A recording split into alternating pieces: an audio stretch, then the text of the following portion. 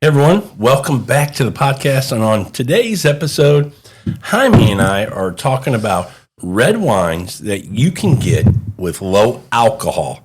Let's talk about it. Welcome to Bottles and Bites Without Borders, where every sip and every bite tell a story. Rob is your host.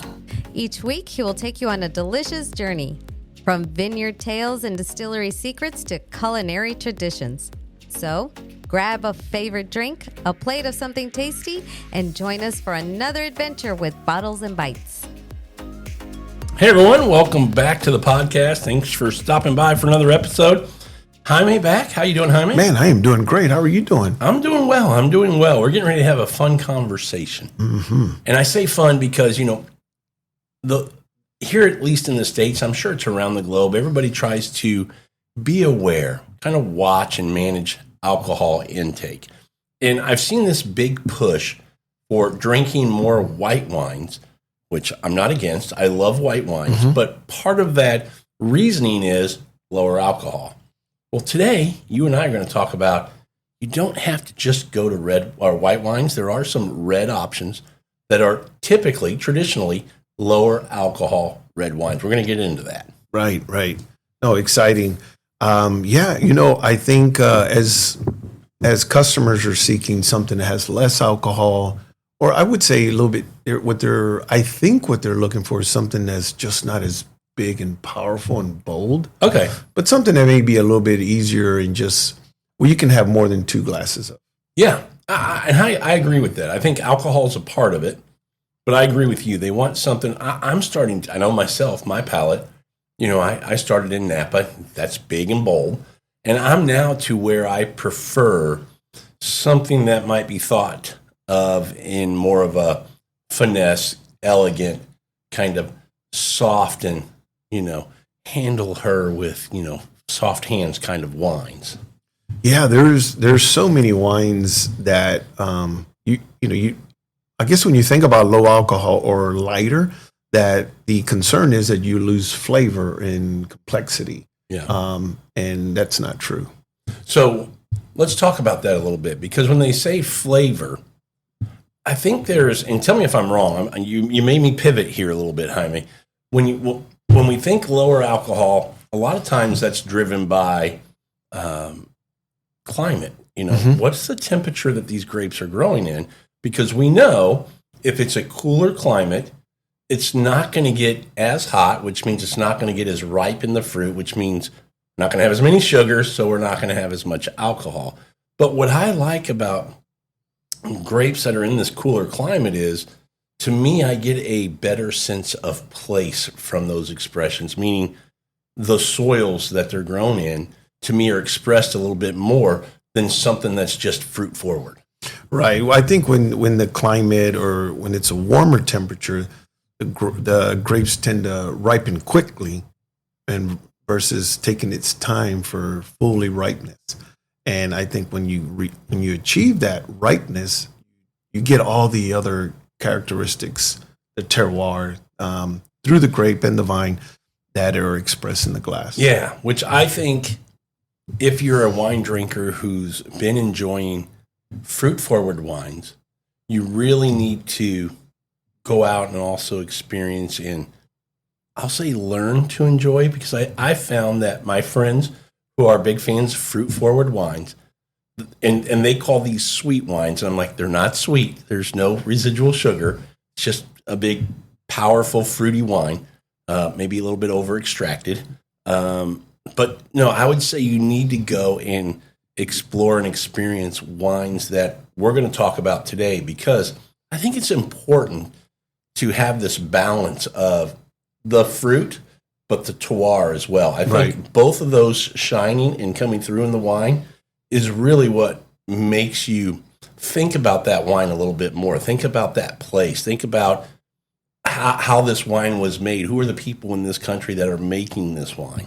Yeah, well, the difference with white and grape that white and red grapes that I've experienced is, how do you balance? Because white, when all grapes, right, all the grape juice is white.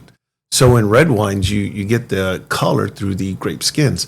So I think when you're making red wine, you know, how much do you leave the grape skins in contact with the juice? Yeah. Then you get tannins. So trying to balance tannins, acid, and then ripeness, and then have a wine that's equally balanced. I think sometimes that's kind of tough. And I'm not a winemaker, but I would think, how do you balance those things, all of those elements, to you having a glass of wine that's very well balanced? So you're saying winemakers earn their money? I think we need to understand that the winemakers are trying to tell us their story based on the conditions that they have, and they're expressing it through a bottle of wine. And I think sometimes it is like it's an album, it's a movie that they're putting together, and they're telling a story, and we're to enjoy it instead of just criticizing, being critical. You know, you bring up a good point, because to me, I think people need to remember, I'll say it this way. Vintages of wines are like snowflakes. Those two are the same. Correct. Very different. But I think you bring up a very good point. Somebody will they'll lack the knowledge of understanding vintages, and then what the seasons were like that year. How much rain did we get? How dry was it? You know, all these different things that play a part in what we eventually get where the winemaker's making the wine. And it's one of the things, as kind of a wine nerd, I'll say, I love about wine is that I know this was fantastic this year, so I might buy a couple extra bottles because I know next year that vintage is not going to be like this vintage. It's going to be completely, maybe not completely different. There's going to be some similarities, but it's going to be different in some way. It just is, because weather is different year to year. Well, and the other thing, Rob, is that wine is not a recipe product. So it's like you said, it's terroir. Whatever you get, whatever the vintage, it's hail, not enough sun, or too much rain, or cloud cover. There's just so many variables that happen in the vineyard, and it affects the outcome.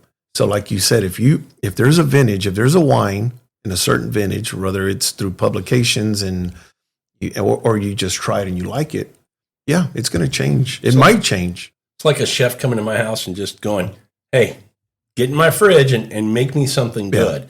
And he's got to work a little bit. He's almost an artist to come up with something. And, you know, I'm sure they would come up with something that I would go, never would have thought of that. Winemakers the same way. They come up with stuff and go, okay, here's how we need to treat the fruit. Here's what we need to do. Here's what we need to, you know, you see that sometimes where vintage to vintage, you know, most people in America, I think, see the name of the grape on a bottle and assume it's 100%. Hey, if it says Cabernet Sauvignon, that's what it is. 95, 98% of the time, there's something else in there. There's at least 70, 75% of that grape to be called that, but there's usually Petit Verdot, Cab Franc, Merlot, whatever it is, something's been blended in there. And, you know, winemakers do the same thing with grapes, that every year, you know, one vintage, it might be 80% of this and 15% of this and 5% of this. And the next year it's 85% of this, 12% of this, and 7% of this, you know, whatever it might be. So, yeah. And it just depends, you know, speaking with different winemakers from different parts of the globe, you know, a grape Cabernet may ripen this year a certain way, and Merlot, and you get a little bit of Merlot or more Merlot depending on how the vintage was. So mad scientists at work. But the good news is I'm willing to listen to the story. Absolutely. And I think you bring up a good point about that with wine. There's a story behind every bottle.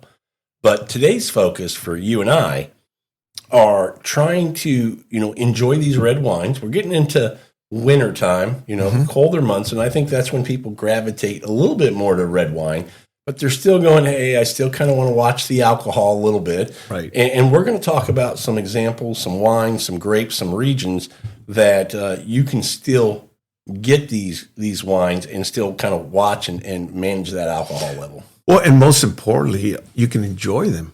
And you can enjoy. You're telling me they're delicious? Oh, they're very delicious. Okay. And you can enjoy more than a glass or two. I mean, you know, think about like cocktails. You know, you love them. so much, and you can have several of them. But wine, I mean, nothing pairs better with food than wine. I didn't know there was anything else that pairs with food. Well, that's I mean, what you can have water or Coke or something, but it doesn't go with food. No, nothing pairs better than, with food than wine. And I think that's the story where you and I are trying to tell is, hey, when you're eating out or when you're eating, reach for a bottle, try something different, get out of the comfort zone, and expand your palate. Yeah, absolutely. Well, where do you want to start? I mean, we have two regions that we're going to talk about, two wines that we're going to talk about that are some very accessible. You're going to be able to find these. You may have to look a little bit depending on where you live and where you shop. You may not get this at a grocery store. A couple of them you might, but in most towns, you're going to be able to find these. Then we're going to talk about one just briefly that I opened last night that I just think is great. Low alcohol, a little unique.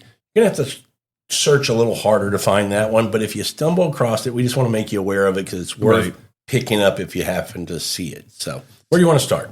Well, let's start with Spain. Okay. Tell us what we got. So here we have a producer here, Alvaro Palacios, here in Bierzo, which is in north central Spain. Here they focus on a red grape called Mencía. Mencía is I would say a lighter style or medium body, makes medium bodied wine. But in the hands of great producers, I mean, it just makes phenomenal wine. And I think it pairs, what's most important here is that it pairs with a wide range of dishes. Yeah.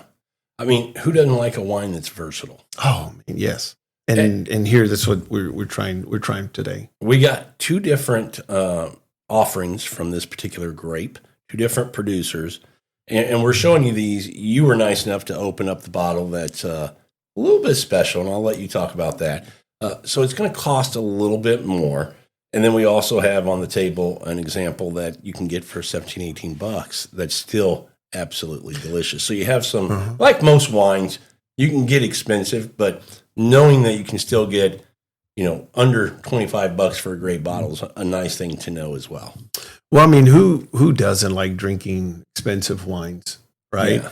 And I think here what we're trying to feature or showcase is, if you're going to go, north of $30-40, you're going to get comfortable and you're going to go to your comfort zone and reach for maybe, I don't know, a Bordeaux or maybe Napa Valley or, things that you're very comfortable and as a safe bet. Well, here I want to show you that you could still reach for the stars in quality without spending a whole bunch of money. And yeah, it will take you, it's going to reach somewhere in that $30 to $50 range. Okay. But nevertheless, like I said, in the hands of great producers here, like this wine here from Alvaro Palacio, you can really get that great bottle of wine. So people might be going, okay, hold on a second. You got one, same grape, one's $40 to $50, one's $17 to $20. Why? Why would one be more than double the other one? Well, there's a reason for that. What's the reason? Well, typically when you start seeing prices increase, you think about all the ingredients, right? And I say ingredients, they're not adding anything to the wine. I say ingredients of all the resources that are available.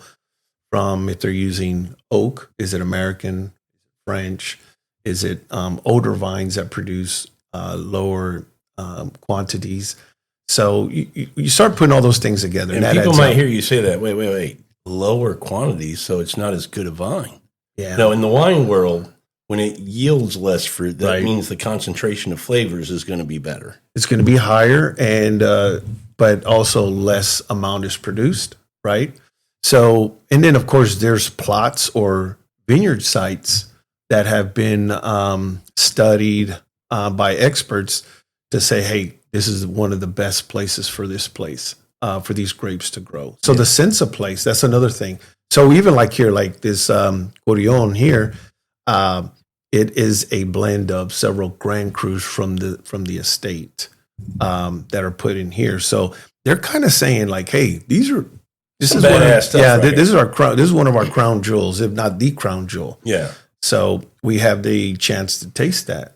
And then also when you're looking at where another one, right, it's another appellation, but there could be a high quality, but it may be the intro or entry level to their portfolio. It doesn't mean, once again, that, hey, if it's entry level, it has to be cheap or inexpensive. Nope, that's not what we're saying. But just in their portfolio. But you should try to reach and explore and seek these wines. And people might be going, okay, I'm a little confused. I mean, what are we actually saying? And for me to try to put it in the simplest of terms so most people listening would understand, think of it like you're going to the grocery store and you want to get a New York strip. And you have the choice of select, choice, or prime. Mm-hmm. And everybody would agree, well, yeah, prime should be better. It's the same New York strip. It's the same cut of meat. But for whatever reason, the cow got fed differently, grazed differently. It's a different breed of cow. Whatever it is, you would go, okay, I understand there's a difference in quality from select to choice to prime. Grapes can be the same way, depending on where they're grown, the age of the vines, things like this. Right. That's kind of the simplest way to try to get listeners, if they don't understand, to understand that. Same grape, it's just a different quality level in the fruit. Yes, and then, of course, in certain years, there's different ripeness levels. Yeah. Rainy years or challenging years could have a different outcome. But like I said, great producers make great wine every year. Yep. And how much of it might matter, but yeah. And you have some really great producers out in the world that are just declassify some. They're just like, these are our standards today. This vintage did not meet our standards, and we're going to bottle it into something different. Sure. So, which is really amazing if you're following a certain winemaker or a winery. You get to see that. Just because the other thing too is just because it doesn't say something on the label. Yeah. Doesn't. You make me think about with that kind of example of Rosso di Montalcino. Rosso di Montalcino, versus Brunello. Could be they just decided to make it a Rosso this year. Right. Yeah. So what am I going to expect? I've never had this wine. Well, I think let's just see. Okay. You're not going to lead me at all. No, I'm not going to lead you at all. Just yes. Say what I think. And I think because wine should let your emotions and let your palate. You know what? You bring up a very good point with that. I think too many people will pour a wine and go, here's what you should get on this. And now you're leading. And so I think, I call them trigger words. Sometimes I'm not getting something and somebody will go, oh, I get this. And I go, oh, now I get that. I see what you're saying. So I think you bring up a very good point. I need to stop doing that. Never lead anybody and tell them what I think they should get. Let them tell me what they're getting. Again, no wrong answer. Well, and sometimes telling, that trigger word could be the price point. Yeah. So sometimes leaving that out could be like, hey, well, how much is it? Well, what should I be getting? Well, I'll tell you what, let's see how your react to this wine in a way that you're used to tasting, and let's see what you come up with. Yeah, no, I like that. I think that's a better approach. I like that. Man, it's nice to have a Somm pouring for you. Pretty color. Yeah, it's very, very vibrant. Look at that. I mean, just very purplish. Not dark, though, but kind of not like inky. But it's this hue of kind of purpleness to it. And you could see, you could see through the glass. Yeah, that's what I say. It's not dark at all. I'm going to go in for a little nose. All right. Wow. Yeah. That is nice. That's a beautiful nose. Typically, when as soon as I pour a wine in the glass, I like to smell it before I start swirling, just to see how it changes a bit. I've never done that. I go right to the swirl. I swirl water, Jaime. Do you really? Yeah, I don't know why, but I do. Okay, that's really a beautiful nose. Like the floral component, right? Very nice floral component.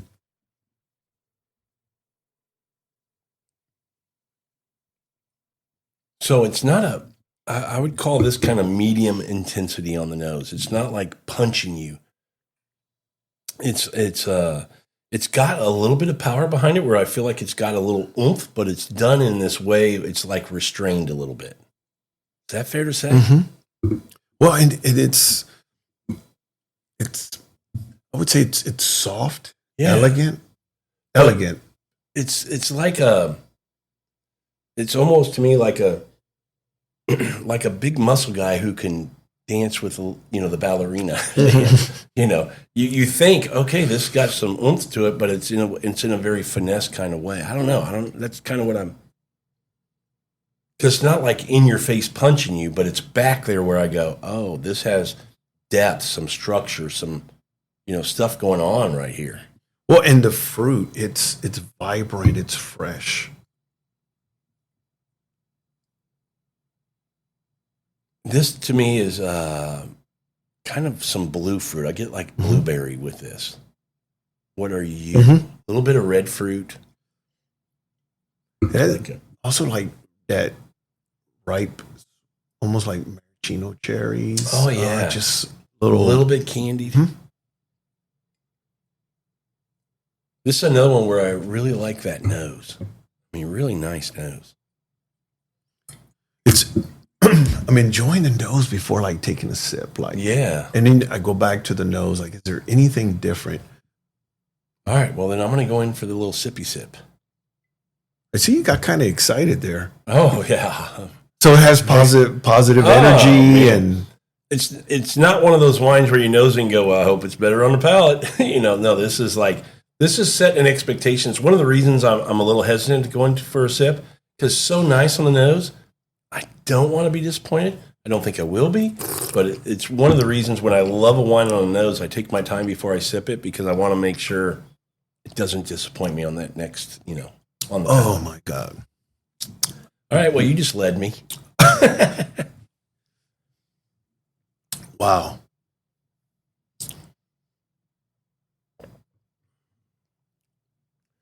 That went down the wrong way. Take another sip here. Mm-hmm.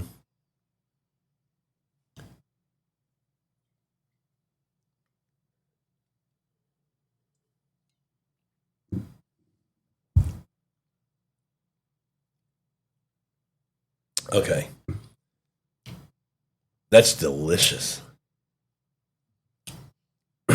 Sweet and sour. Sweet and sour. I mean, the acidity is just kicking. But it's not overpowering. Mm-mm. It's not cloying, flabbiness. It's vibrant. What's the alcohol in this one? I know we're going lower alcohol.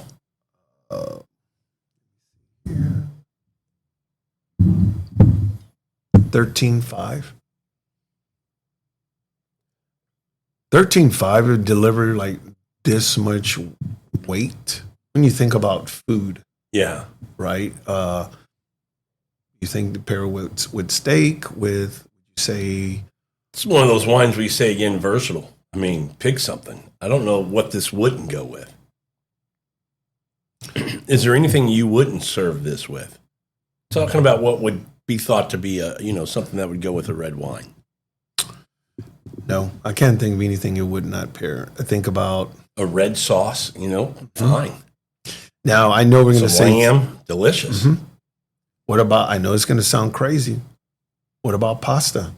Yeah, we talk about Italian wine, Italian food, but could pair well with pasta. That's why I say in a red sauce. You give me that with that, the acidity in a red sauce. This is right there with it. This is cut through it. This is nice.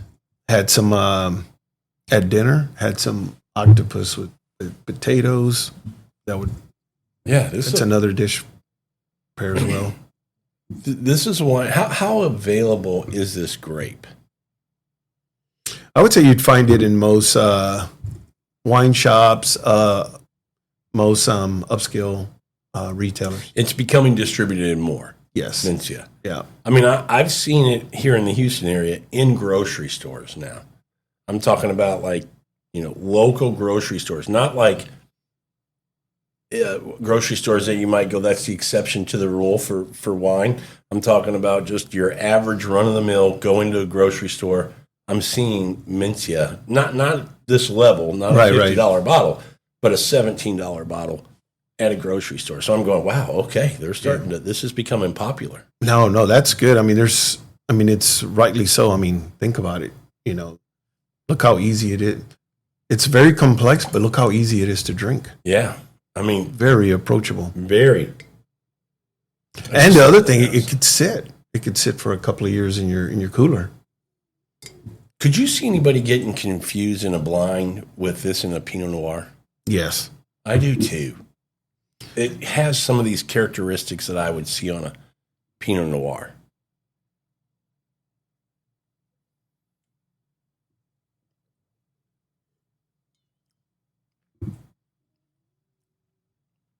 I love the acid on this wine. I mean, it just makes my mouth just salivate. And it cleanses your palate after every. If we were eating, it would cleanse the palate after every bite. The other thing I like is it's not so red fruit forward, though. I mean, it's got a little hint of that red fruit, but it's got a little bit more darker fruit to it, which I kind of like in this style of wine, because typically when I get something that's this kind of profile, I think more red wine or red fruit forward. And this is kind of a nice change up where I got some like darker fruit on this. And tell me what you're getting. No. Are you thinking red fruit forward on this? I would say red fruit with some dark fruit on the backside. Yeah. I really love how it feels on the palate. It's like equally balanced. Like there's not one element like overpowering another. It is just equally balanced. I would agree. And the acidity just kind of just gently coats the palate. Yeah. Again, typically I get that red fruit. I'm not getting the screaming of the red fruit, which I'm happy with. But I do agree with you on the balance. I really think this has really nice tannins, not overpowering, but they're there. You can feel them. The acidity is great. The alcohol low, but well incorporated. It's got great length. I think it's got some complexity there. I think this is just a really well-made wine that is delicious. Well, and think about it. When you think about Spain, what are the regions or the wines that you think about when it comes to wine? When someone mentions Spain? Tempranillo, Rioja, right? Yeah. Yeah, and it's another great red wine from Spain. Yeah, this total different grape. Kind of 180 degrees of what I think about as far as the profile of this grape versus Tempranillo. To me, if you love Pinot Noir, if you love Barbera, if you love Tempranillo, Grenache, I mean, it delivers on all levels for a grape that many people don't know. Usually, I don't keep drinking a wine like this, but I can't seem to help myself, Jaime. This is so this is elegant.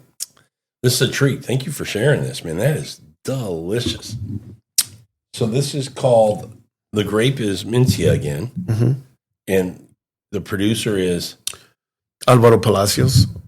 And what's the designation of this right here, the Cordion? The Cordion is just from what it comes from the plots or the vineyards. That's the vineyard. And it's Bierzo is the appellation or the DO. Okay. You got Bierzo, and I think this one is Ribera Sacra. Yeah. Yep. Ribera Sacra. Yep. And this is up in the northwest. Yeah, north central, kind of in between Rias Baixas. Yep. Beautiful wines. I mean, definitely need to be checking these out. I would say the listeners are a lot of them are probably going, never heard of it. Okay. How do you say it? Is it Mencía? Mencía. Mencía. It's not a TH sound. Somebody told me it's supposed to be a TH could sound. be. Yeah, could be. I'm not. I never do it. It just mentally doesn't work when it's Mencia. I'm going, that's Mencía. But somebody told me, no, it's Mencía. But I'm going to keep saying Mencía. I don't think a lot of people know this grape, but it's one that I think you make a great point that they need to go find, explore, taste. It hits a lot of the boxes that people want with lower alcohol, great quality of wine, as far as the balance and structure of the wine. I think it's just delicious. And I think it's valued. I mean, even that at $50, And I'm saying 50 on the higher end. I'm sure you can find it a bit less expensive, but he has another wine, and it always gets ratings in the wine publications. I believe it's called Pétalos. Okay. If you're listening and I'm butchering it, or please correct us. But yeah, these guys definitely always get good scores on their wines. Delicious wines. All right, so that's the first place we're going to take you. Then we're going to take you to a place that people have at least heard about, seen, maybe tried, maybe not trying the right wines from these regions. I mean, as much as we say, most wines around the world today being made are going to be pretty good, decent quality. Look, anywhere there can still be a bad wine made. But we're going to take you to a region next where people may not realize how high you can go in this region and what the quality can be for these wines in this particular grape. Yes, let's switch gears and let's go there. So tell folks what you're pouring. I'm going to get these out of the way. So next we're going to Beaujolais. Okay. And I know when folks hear that word, they typically associate Beaujolais with bottom shelf offerings, Beaujolais Village, Beaujolais Nouveau. And here we have some examples of what many people may not know, and that Beaujolais has some grand crus within the Beaujolais region. 10 of them. Yeah, from the same grape that makes Beaujolais Village. But as you can see, look at the color of the wine. I was just going to say that. It's not light. It has a darker color. It even has a darker color than the Mencía. Yes. And by the way, if you don't know, technically Beaujolais is still part of Burgundy. Yes. Just in Southern this tip. particular region, it has one grape that dominates, which is Gamay. Gamay. And that's what we're going to take you to today. Talk about a little bit, sip on a little bit. Low alcohol. This particular offering, where were we at on the alcohol on this one? So this one, just to give you an idea, 14%. And by the way, in today's world, that's still pretty low. People might go 14%. I was, white wine and 12%. You're with global warming. It's going to be tough to find anything sub 13 in a red wine anymore. I mean, it's really going to be pretty tough. Well, and I think when the wines that we're used to at 14.5, tend to be very high extracted. They kind of sit on your palate and weigh it down. Yeah. Where these wines are going to be a little bit, that acid is going to kind of just give that lift, and it's not just weighted on your palate. But man, look at that color. Okay, I'm nosing this already, and I got to tell you, on the nose, the first thing that stands out to me is I get a little bit more earth on this, and I like that. I get the fruit, but I get this earthiness, this dirt kind of characteristic. I like that. I don't know if you get that, but no, definitely some rusty. Yeah, very rustic, that terroir, and here they use a winemaking technique like carbonic macerations, where you just let the entire cluster kind of ferment by itself, and produces a very fruit forward wine. But don't make a mistake. I mean, these wines, these crus, as we call them, they can age for a while. What vintage is this? This one is 2022. Okay. Just 3 years old. Look at the color. Would you say, you just made the comment about aging these. Would you say, is it okay to drink this now, or would you say we're drinking it a little early? You probably drink it a little early, but I mean, you can drink these now. I mean, look at the nose. I mean, it's approachable right now. Yeah, I don't think anybody would be disappointed. I don't either. Man, I like that nose. I mean, this is more in that profile, that style that I like, where I get fruit in, and I call it earth. I don't know if that's the right term, but that's what I call it. Rustic, or that's just really nice. I like that a lot. And it has a slight green, like little, I call it stemmy, green stemmy. Okay. I haven't tasted it yet. then I'm not going to say anything. That's really So different grape from the first wine we tried, right? yeah. But red fruit. Well, I got red fruit with some black fruit on the backside. Here, still red fruit, but man, it's going to that black fruit. Yeah.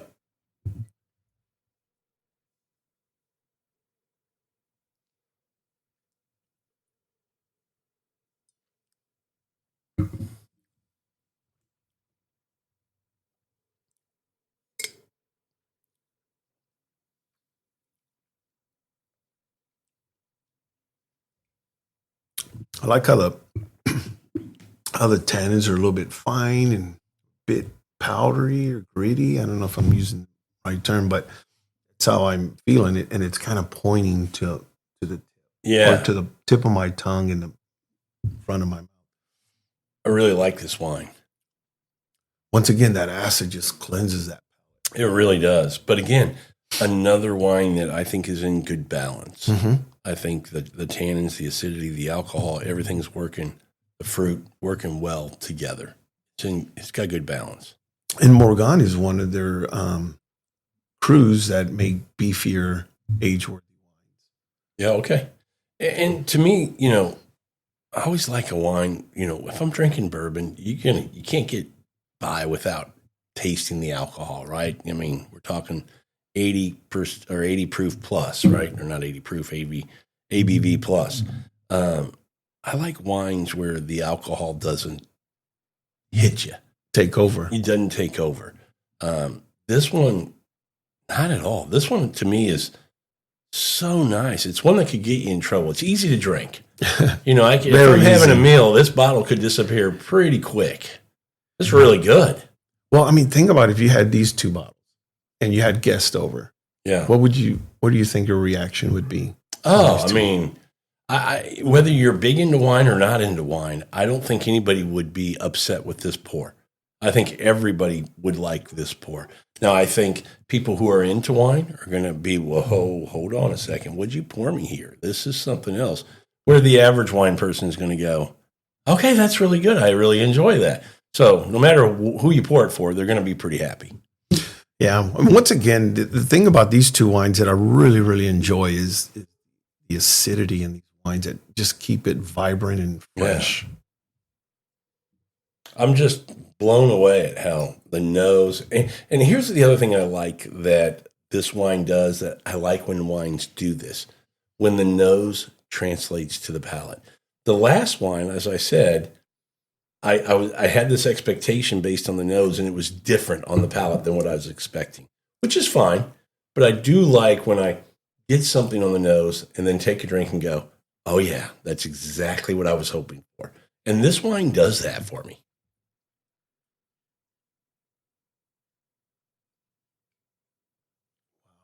Even being 3 years old, that fruit is so fresh. So fresh.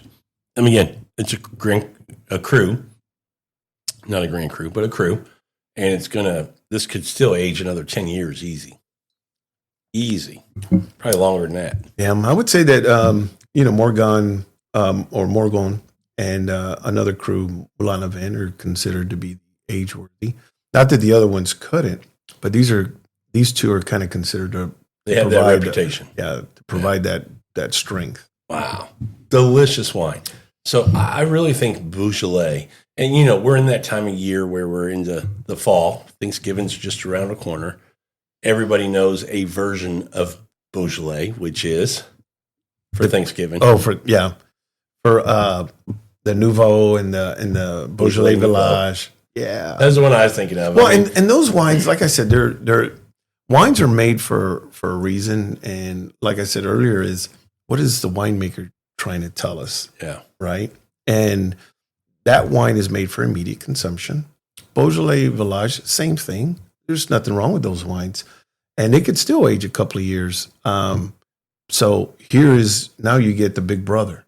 And remember back in school, you're getting picked on, like, I'll be back with my big brother. Yeah. This is the big brother. This is the big brother. But I do want to mention that, in Beaujolais, there's this kind of ladder that you go up, to your point, the big brother. And it starts with Beaujolais Nouveau. And I think there's this, how do you feel about Beaujolais Nouveau? I'm not a huge fan of it. It's not meant to be anything. I think you told me one time, this is a wine that's produced just to be a kind of a toast to the harvest. That's all it is. It's not supposed to be anything special. But here in the States, for whatever reason, we still get marketed in a way that when Thanksgiving's around the corner, a couple weeks away, and we're getting close to that point, you're going to start seeing grocery stores and wine shops, boxes and boxes stacked up of $13, $14 Beaujolais Nouveau. And the American consumer thinks that's the Thanksgiving wine I need to be buying. I'm not saying don't buy it, Right. but I'm saying go up that ladder just a couple steps. I mean, you can go all the way to a cru and really blow some people away with what you can put in the glass. But at least go up a step. I mean, I think some of the Villages are great. I mean, there's some really good Gamay, some really good Beaujolais that you can get.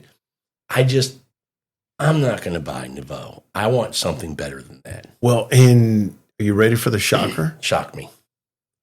You can get a cru Beaujolais, most crus, for like under $20. Really? You can get some crus that are 25, maybe 30, but the majority of them live in that 18 to 25. So why in the world would you buy a Nouveau at $14? As a tradition, toast to the harvest. Yeah, but that's not why Americans buy it. No, well, they have. We buy it because they tell us it's the Thanksgiving wine.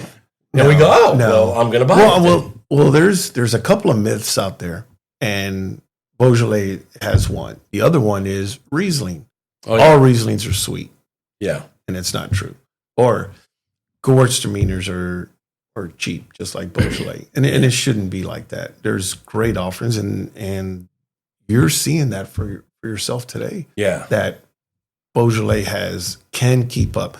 If you were to pour this wine to some folks at your Thanksgiving, Christmas party and tell them it was Malbec or tell them it was something else, they wouldn't challenge you or they wouldn't question it. No, I don't think they would either. Yeah. Right? Until you told them it was Beaujolais and they'd be like, what? Oh, I thought it was that Beaujolais was that cheap version. It's almost the same as the Chianti. Remember the Chianti coming in that flask? The wicker basket. Yeah. And they were like, this is all Chianti. And it wasn't true. Or it's not true. Well, and yeah, that was back. That's kind of a good point because when you bring up the example of Chianti, I think about that's when Chianti shifted and went to bulk wine. And they didn't care about the quality. And I'm not saying they were trying to sell wine. That was their purpose. And in the last, more than maybe 20 years, they've shifted back, and now Chianti Classicos and things are beautiful wines. They've gotten back to making quality wines. I don't think Beaujolais Nouveau was ever thought to. It's not out year round. It only comes out during our Thanksgiving because, to your point, it's a celebration of their harvest. What does it spin? 30 seconds? I don't even know if it touches a barrel. Does it touch a barrel? No, it wouldn't. It's made for immediate consumption. And the other thing is that there's that myth or rumor that says you can't drink it after Thanksgiving. Like it was only a one and done. Yeah. Well, that and I was again. like, no, you can drink it on Easter. How long does that last? I would probably say a year? Yeah, I would say I wouldn't keep it past. But I could be wrong. I've never kept them that long. Yeah. So I wouldn't know. But I would say, it's good. I would say another 6 months, maybe a year. Okay. But maybe we can. That's a question we need to ask a winemaker from Beaujolais and get the take on that. I would be curious, and I'm wondering how that is. Who came up with that marketing? Because again, Americans are notorious. We're suckers. Let's just say it. It's on our forehead.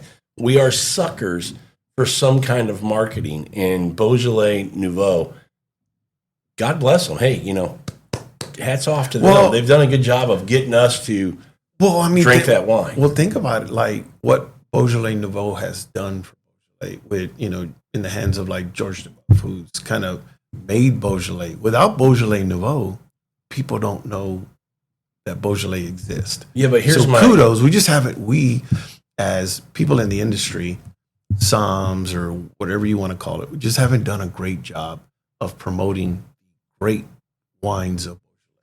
Yeah, that's what I was going to say. That's the flip side of it is we give them that and say, drink it fast. It doesn't last, but it's really good. It's only $14. Enjoy.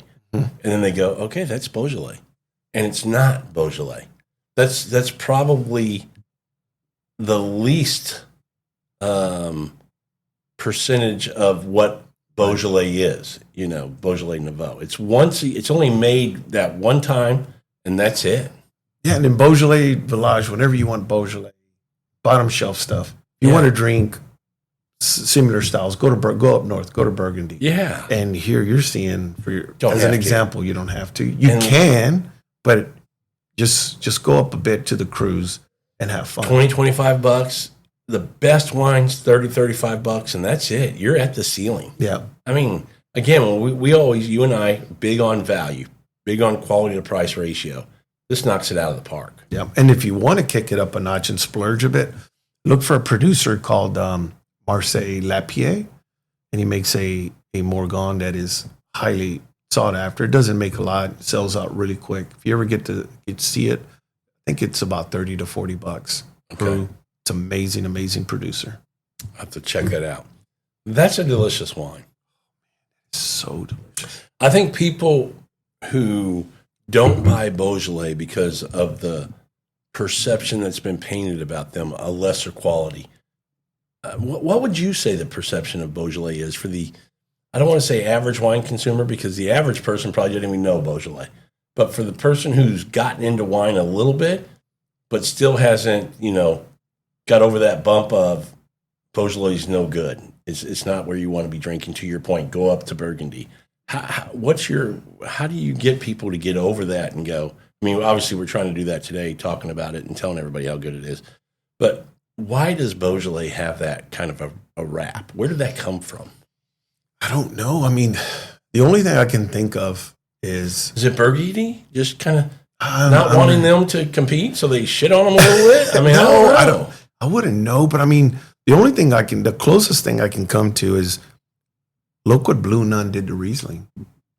You had Blue Nun and those kind of wines, and they're like, or what's the Blue Bottle? Nothing against the producer like Schmitty or Schmidt-Zone. And now when you talk about Riesling, people are like, oh, the Blue Bottle? I don't want any. Yeah. You're like, no, wait. There's some really great producers. Here, let me show you. And I think there just needs to be more of that. Yeah, I would agree. Like today, look what we're doing. Yeah. How many Cru Beaujolais have you had? Me? Mm-hmm. I've probably had all 10. All 10 already. But I love Beaujolais. I mean, it's one of my favorite regions. One, because I like value. I like QPR, and I think you get it big time here in this region. So it's one that I've promoted for a long time, that I think if you're not drinking from there, here's the other thing I'll tell you. I'll put a Cru on a picture on social media, and people will go, oh, you're too poor to get Burgundy. Like, there's shit. And I'm like, hey, dude, you got no idea. I could pour this for you blind. You'd be blown away. It's only because it says Beaujolais that you think it's not worthy for some reason. That's where I'm going, where did this come from? Because it's not accurate, and two, it's not deserving, because it's the wines from this region are fantastic. Well, and even in the Somm group and in the study group, I love to blind Beaujolais and take a left turn and go somewhere else, and they're just not. This is not on their radar. Yeah. So if it's not on their radar and they're out serving and talking about wines, they're not going to push it. They're not going to push it. Yeah. Well, what's this other one you have open for us? Is this another Beaujolais? Oh, this is another. Yeah, it's a Beaujolais, but from another place. Oh, this is also a Cru. Yeah, and it's old vines. I still have some wine here. I'm going to do a little rinsey rinse on this one. You don't mind if I pour? I don't pour like a Somm. I'm just going to give me a little rinsey rinse. Gary Vaynerchuk would be proud of me.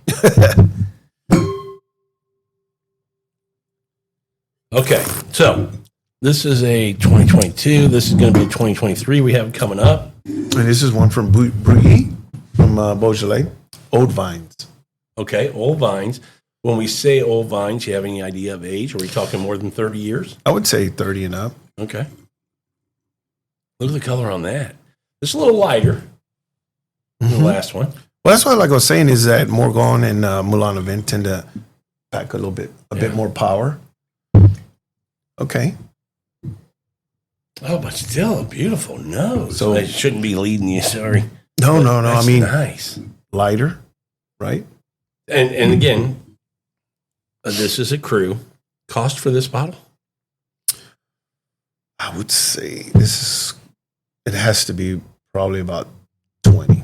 $20. All right, let's see what I it would has. pay $20 just to nose this wine. The nose is that good.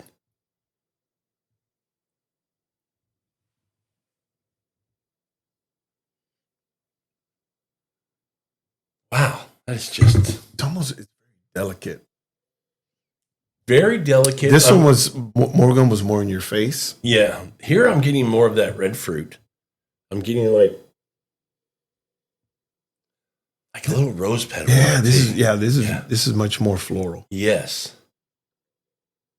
Wow, what a nice Oh, this is wine. elegant. This is elegant. This is more in your face. $20. And the alcohol, the last one was 14. Now, we don't think this is also 14. It's 14. Yeah. You know, when you think about 14, it's really pretty low for a red wine in today's world. I mean, you get into Napa, I've seen some 16, 16.5. You know, they can get up there. 15, 15.5. You get some Grenaches from Spain can get up to 16. I mean, getting up in the 15s is not uncommon anymore. 14s is more of the uncommon kind of alcohol. I mean, and I think, like I said, in the hands of good producers, there's always great wine. Yeah. So when we think about the climate here, tell me about Beaujolais when we talk about what's the typical climate. Now, when we think Burgundy, we think cooler. We think it's a little bit more wet than what you're going to get in say, Napa or somewhere like that. So what are winemakers dealing with? What's the climate here that they're growing these grapes? It's still going to be cool. I mean, think about it. Beaujolais is right at the edge where the Rhone Valley begins. Okay. So it's at that southern tip. So I would still say that although it's warmer, it's very cool. Yeah. And there's still going to be some, what do you call it? I think opportunities that the winemakers have to deal with. Okay. Soil's a little bit different, more granite versus up north, which makes it ideal for the Gamay grape. But I mean, it's the problem with Beaujolais is it's stuck between two iconic appellations. The Rhone. You got the Rhone, right, and then you have Burgundy. Okay. That's I nice. haven't tasted yet.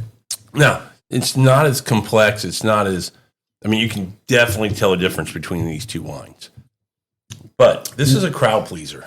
I think this would be closer to Pinot Definitely. style, or this one was more towards like Merlot, Malbec. That, 100% agree with that. Oh, but it's nice. it's pretty red fruit, pretty. Very. She's a pretty girl.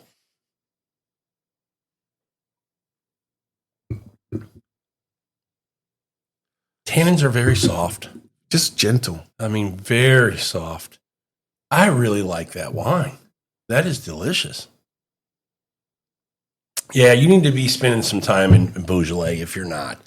This is definitely a region that is worth pitching a tent in. Stay a while. Don't just pass through, grab a bottle, and go. Stay and explore. This is a region that you can get some great wines. I mean, different expressions, different styles. To your point, more in this Pinot, more in this bigger, bolder, powerful kind of wine, like a Malbec or something. Really like that. Yeah, I think you could serve both of these. As you're getting into your meals when you get to your entree, and it's fuller entree. You can get to the Big Brother. Yeah, and then here you got the Brie, old vines. I really like the elegance of this one. Yeah, It's just very subtle, but just elegant. I would love this wine with like some oven roasted chicken. I would be all over that.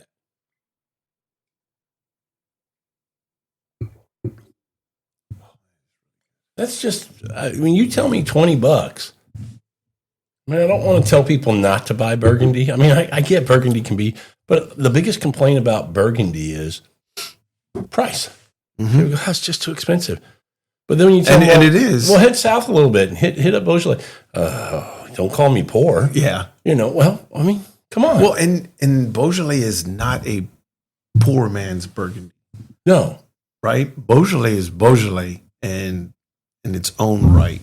And more people should be talking about Beaujolais. Yeah, totally agree. Delicious, delicious wine. And it's just like the first one we had. People, like you said, talking about Rioja or Ribera del Duero or something where Tempranillo does really well. Okay, what about Mencía? Yeah. Right? Absolutely. Like, well, if we're going to spend $40 on a wine, why not just get Rioja? Like, have you tasted this? But you bring up a good point about where Beaujolais is located, and people go, "Come on, you got Burgundy here, you got Rhone here. Why would I ever explore Beaujolais?" Well, the flip to me, the counter argument to that would be, if you've got great wines in the Rhone and you got great wines in the Burgundy region, why wouldn't you think you can get great wine? I mean, it's sandwiched right in between there, right? So it's going to be some great terroir and everything. You should expect to get great wines there. And when you do, and when you see the price, I mean, again, you should be pitching a tent there. This is where you should be living. Totally agree. Yeah. I mean, yeah, these are just amazing, amazing wines. Delicious wines. Well, let's finish this episode up. This is a wine I opened and shared with some friends last night. This is the one we mentioned at the beginning of the podcast where we said, probably not going to find this, on the shelf, but we wanted to make you aware of it because it's always going to be, this is an Alto Adige in Italy. I love that I get to share that region with a lot of people who have never heard of Alto Adige. They're going, what? That's Italian? It is. It's a region in Italy. Alto, giving you a little bit of height. So you're going to get some elevation, but, that helps with keeping that alcohol lower, when we get into those cooler climates. So how do you say this? Is this Scavia? Schiava. That's the and grape. I could be butchering it as well. More likely that I am. I mean, yeah. And when you showed me this bottle, I was like, oh, the Gator is an amazing producer. Yeah, this is I'm going to pour a little of this because I love this grape. And to be honest with you, I've had this bottle for a little while. It's a 2022, and I've just been kind of saving it. I don't know why, but I poured it last night. It's my first time having this grape. Oh, really? Yeah, I've had it, I think, in like a blend before, but never on its own. And go ahead.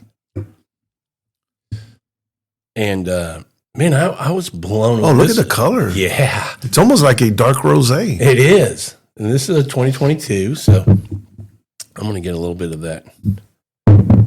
But again, this is going to be a grape you're not going to find. I just wanted to throw something different out. We can tell you grapes that you've always heard about, know, and see all the time. Sometimes it's fun to make you work a little bit, This is a cool wine. This is a great wine, low in alcohol, beautiful nose. So low in alcohol, what is this here? I think it's 12%, if I'm remembering right.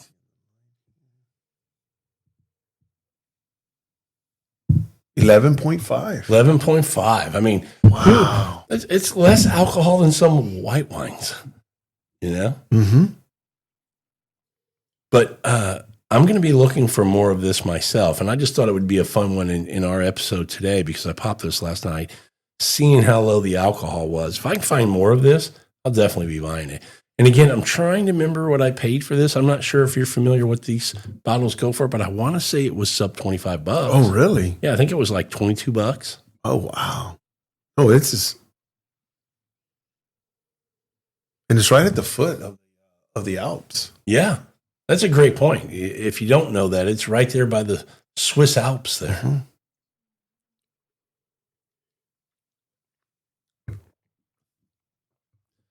I just like, this is kind of that elegant, kind of soft. It's got this finesse to it. It's not overpowering. This is where my profile is right now. I enjoy this kind of wine. That is great. Well, 3 grapes. Yeah. No, 4 grapes. That you can No, get. 3 grapes. I'm sorry. Yep, 3 different grapes. 2 you're going to be able to find pretty easily with Beaujolais, and Beaujolais would be the most common, then Mencía, and then, work a little bit to find the Schiava, but worth the find, in my opinion. This is a grape that hits my profile. Now, we're not all the same, but if you try it and don't like it, just put a cork in it and send it to me.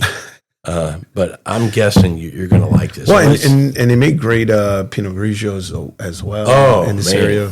Yep. The Pinot Grigios in this area are some of my favorites from anywhere.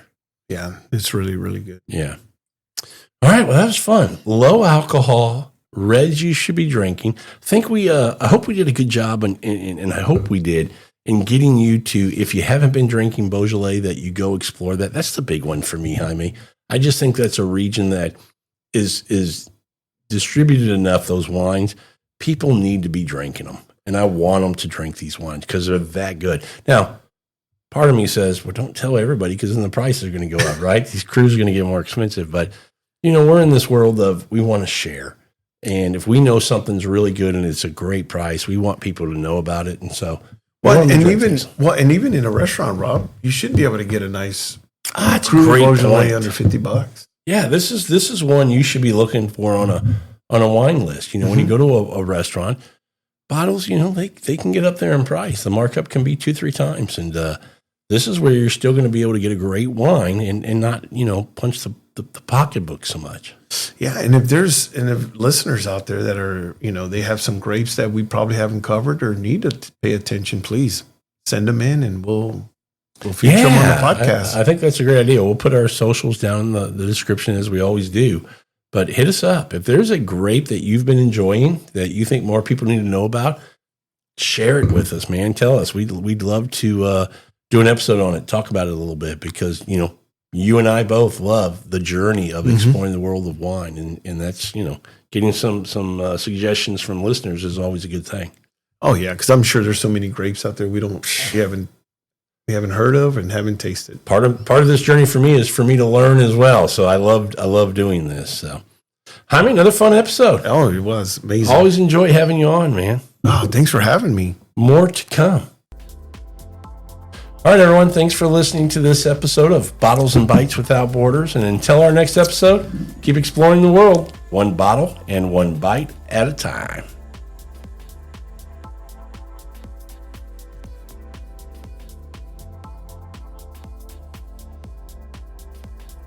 Oh, it's really nice.